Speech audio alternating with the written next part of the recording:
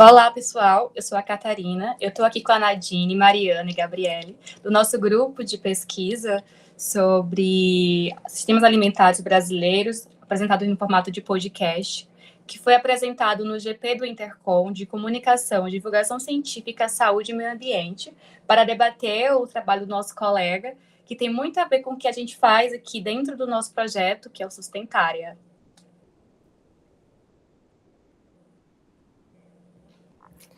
Bom, então, o título do projeto Ecologia da Comunicação para a Ciência, o caso do INCT Adapta na Amazônia, eu achei muito, muito interessante. Eu acho que, assim, é muito importante a gente chamar atenção para a relevância do tema.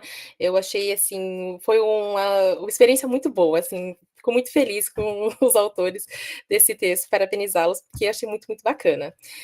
Então, bom, eu tenho alguns apontamentos a respeito do resumo, porque eu acho que no resumo eles não falam um pouquinho sobre o que é o INCT Adapta e o contexto em que ele se insere. Eu acho que, assim, ter pelo menos uma frase sobre isso ajudaria o leitor a se interessar mais, porque eles ficam, no resumo, que é muito curtinho, eles não falam quão interessante que é essa experiência de ler o artigo depois.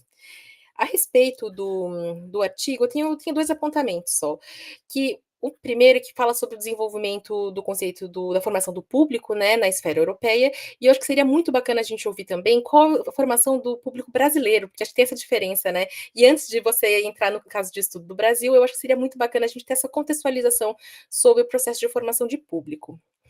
A outra questão que eu queria entender um pouco também, que para mim não ficou muito claro, que é o recorte temporal da pesquisa, porque eu acho que eles são muito claros a respeito de quando as entrevistas foram feitas, mas eles não falam muito a respeito de que período essas entrevistas se referem, né, das estratégias de comunicação. Então, para mim, seria muito bacana a gente também ficar um pouco mais contextualizado sobre onde se insere esse caso tão interessante.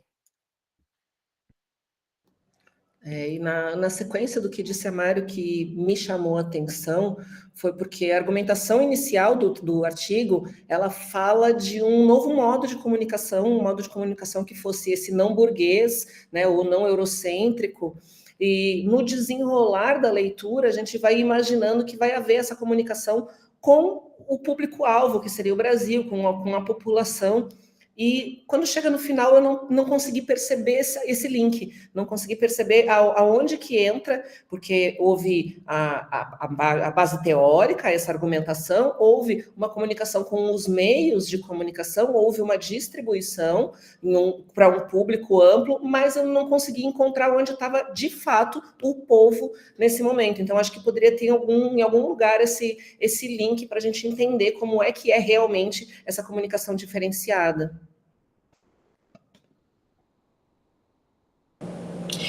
E no próprio resumo, né, ele já começa falando que é um trabalho de estratégia de comunicação focado na socialização das informações, só que no texto a gente não consegue identificar quais foram essas estratégias.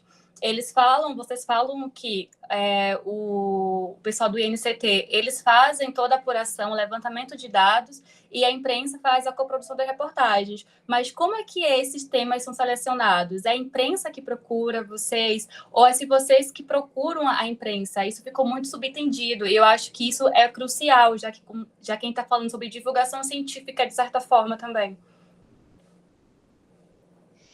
Eu acho que um pouco para alinhavar, né, tudo que foi falado antes, Mariana, Gabriele, Catarina, o que a gente sentiu falta é de dar mais visibilidade aos resultados também, né? Então, esses pontos específicos, um pouco de desenho metodológico, um pouco do referencial teórico, mas de dar mais visibilidade a dados de resultados que são tão interessantes, né, e que poderiam ter sido talvez iluminados de uma forma mais visual, com gráficos e tabelas, um pouco de uma certa discussão a respeito disso, que talvez fosse em linha com o que a Gabi colocou, né, de entender até que ponto foi possível fazer o que se apresentou a partir do referencial teórico, e considerações finais, justamente no sentido da gente entender se chegou-se ao grande objetivo, né, que era trazer a população mesmo para essa construção do conhecimento. Então, mais uma vez, a gente parabeniza muito pela realização do trabalho tão interessante, tão pertinente, e esperamos que esses pontos possam fortalecer a realização desse trabalho, né, e outras publicações a respeito dele.